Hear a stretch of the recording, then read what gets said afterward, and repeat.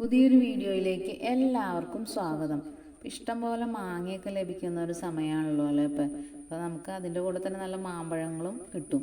അപ്പം നമുക്ക് ആ മാമ്പഴമൊക്കെ കുറച്ചൊക്കെ ഒന്ന് സ്റ്റോർ ചെയ്ത് വയ്ക്കുകയാണെങ്കിൽ ജ്യൂസൊക്കെ ഉണ്ടാക്കി കുടിക്കാൻ എളുപ്പമുണ്ടാവും. അപ്പോൾ അതിനായിട്ട് ഞാൻ എളുപ്പത്തിൽ ഉണ്ടാക്കാൻ പറ്റുന്ന ഒരു മാംഗോ പൾപ്പിൻ്റെ റെസിപ്പിയാണ് കാണിക്കുന്നത്. അപ്പോൾ അതിനായിട്ട് ഞാനിവിടെ ഒരു 20ഓളം മാങ്ങ എടുത്തിട്ടുണ്ട്.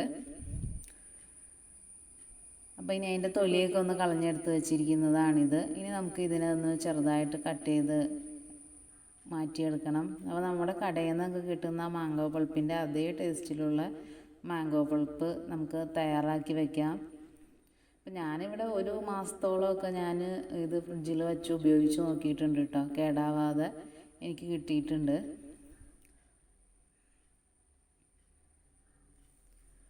മാങ്ങയൊക്കെ നമുക്കൊന്ന് ചെറുതായിട്ട് കട്ട് ചെയ്തെടുക്കാം. അപ്പോൾ നമുക്ക് പെട്ടെന്ന് തന്നെ അത് റെഡിയാക്കി എടുക്കാവുന്നതാണ് കേട്ടോ അത്. അപ്പോൾ മാമ്പഴമൊക്കെ ഇവിടെ കട്ട് ചെയ്ത് എടുത്തിട്ടുണ്ട്.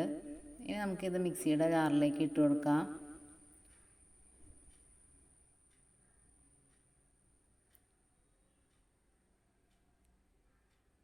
എന്നിട്ടിത് നല്ലതുപോലെ ഒന്ന് അടിച്ചെടുക്കണം. അപ്പോൾ ആ മാമ്പഴമൊക്കെ നല്ലതുപോലെ അടിച്ചെടുത്തിട്ടുണ്ട്. ഇനി നമുക്കിതൊരു പാത്രത്തിലേക്ക് മാറ്റി കൊടുക്കാം. എന്നിട്ട് ഞാനിതൊന്ന് അടുപ്പത്ത് വെച്ച് കൊടുക്കുന്നുണ്ട്. അതൊന്ന് ചൂടായി വരുമ്പോഴേക്കും നമുക്ക് ബാക്കി മാമ്പഴവും കൂടി ഇതേപോലെ ഒന്ന് അടിച്ചെടുക്കാം. എന്നിട്ട് ഇതിലേക്ക് ചേർത്ത് കൊടുക്കാം.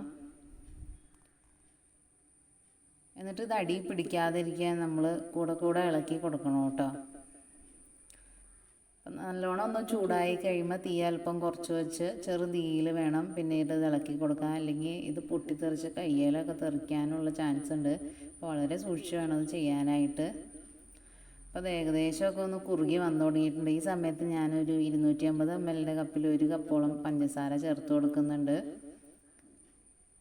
ഈ സമയത്ത് കുറച്ച് പഞ്ചസാരയൊക്കെ ചേർത്താൽ അത് പിന്നെ നമ്മൾ ജ്യൂസാക്കി എടുക്കുമ്പോൾ അതിലോട്ട് പിന്നെ പോരാത്ത മധുരം കൂടി ചേർത്ത് കൊടുത്താൽ മതിയാകും.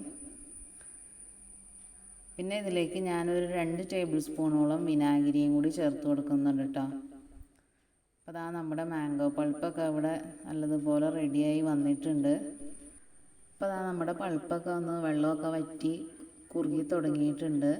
അപ്പോൾ ഒത്തിരി തിക്കാക്കി എടുക്കുകയൊന്നും വേണ്ട കേട്ടോ. നമ്മുടെ ജാമിൻ്റെയൊക്കെ പരുവത്തിനൊന്നും ആക്കിയെടുക്കേണ്ട ആവശ്യമില്ല.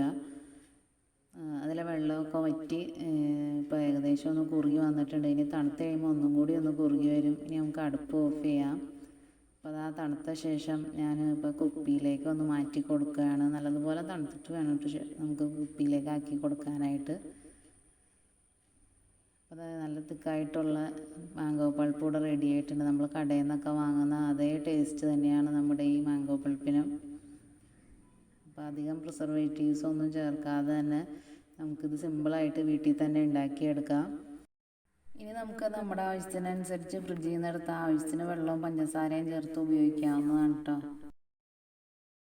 അപ്പോൾ എല്ലാവരും ഒന്ന് ട്രൈ ചെയ്ത് നോക്കണം കേട്ടോ. വീഡിയോ ഇഷ്ടമായാൽ ലൈക്ക് ചെയ്യാനും ഷെയർ ചെയ്യാനും സബ്സ്ക്രൈബ് ചെയ്യാനും കൂടി ഒന്നും മറക്കരുത്. അപ്പോൾ നമുക്ക് മറ്റൊരു വീഡിയോയുമായി വീണ്ടും കാണാം.